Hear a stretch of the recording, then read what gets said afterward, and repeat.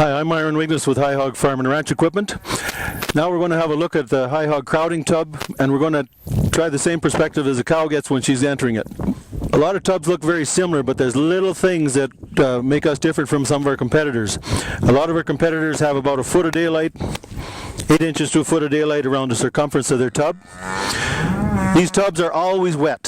When you get cattle coming in and stopping fast and turning fast, they can do a lot of slipping and sliding around, and we like to keep the legs and feet of our animals inside our system. That's why we sheet our tubs all the way down to the ground to confine the legs and feet of the animals. Everything that Hi-Hog builds in the cattle line connects the same way. That means that all our panels and our components in our systems will hook up together. We have some 5-foot high panels, so that's where our connection has to be.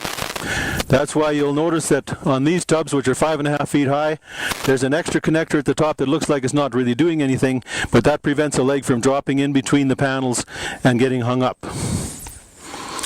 Our tub sections have cleats for the latch to work against, so that when you're pushing your crowding your cattle in, they cannot push that gate back against you.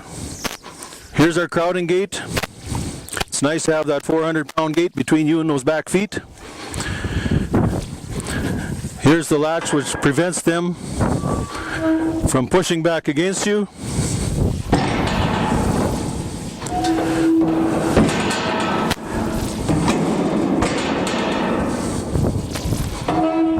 And very safe and efficient for one person to safely push the cattle into the tub. What you're looking at here is a clockwise crowding tub. Everything in our cattle line, if possible, is created reversible. These components can all be knocked down and set up the opposite way. The only time you have to take your wrenches out is to take your pivot gate latch. There's 4 bolts that hold that latch on. You take it off, put it on the opposite side of the pivot gate, and you can set these same components up to be crowding in a counterclockwise fashion. To go along with the fact that everything is reversible, is with these pieces and one 10-foot flat panel and one 7-foot flat panel, there's 64 different tubs that we can set up with these components. That makes it very nice for our dealers. They don't have to inventory 3 or 4 different tubs, and they have the components to put together in excess of 64 different tubs with these same pieces. And if you notice, the floor of this tub there's no bracing on the floor. A lot of our competitors have braces going to every section. Some of them use flat irons, some use channel irons, and either way, you got some sharp edges that cattle can slip and slide and create problems that you're probably going to have to treat later on in the season. So with our tub, we use these ground stakes.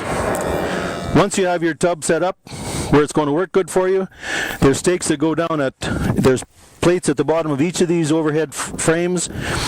You stake your tub into place so that the cattle can't slide it around. Here's the pipe. This is the only frame on the floor of the Hi-Hog tub.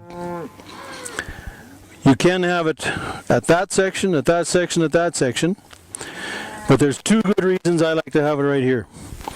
One of them is that it gives me a good rigid entry to my funnel, because when you're handling cattle, they either don't want to go at all or they all want to go at once. And if you get a half dozen cows hitting this all at once, there can be a lot of push here. You need a good stout frame. This is the frame that carries that big heavy crowding gate. You need a good stout frame to keep your geometry right, to keep your tub working properly.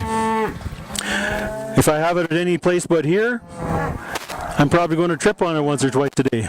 Maybe I shouldn't even admit that, but I don't want you doing it. When I have it here, I'll never get this far with the crowding gates. I don't have to worry about backing up and tripping on this pipe. Also, it's round, so there's no sharp edges. It won't create any foot problems that you're going to have to do later on. We have several configurations of tubs. What you're going to see today is what we call a 3-section funnel tub. We can supply a half-circle tub like almost everybody builds, if that's what fits your yard. But the problem with those tubs is when your pivot gate gets down to that very last push, get those last animals out of it, you wind up with that skinny pie shape. And it's natural for the animal to be watching this pivot gate because it's a threat. So there's a good chance that the last animal in your tub is going to have its ass in the alley and its head facing that gate. And with that skinny pie shape with a conventional half-circle tub, you have to back your gate up a long ways to give that animal room to turn to go the direction you want to go. Where I'm standing right now is what we call the funnel part of the Hi-Hog tub. We have the curved section on the towards the center of it. Makes a nice lead into the alley. It doesn't matter if it's an S alley or a U alley. It gives you a nice lead. Gives the animals thinking that they see the front animal disappearing around the curve. They want to get up there and follow it. Opposite this curved section, we have a double gate.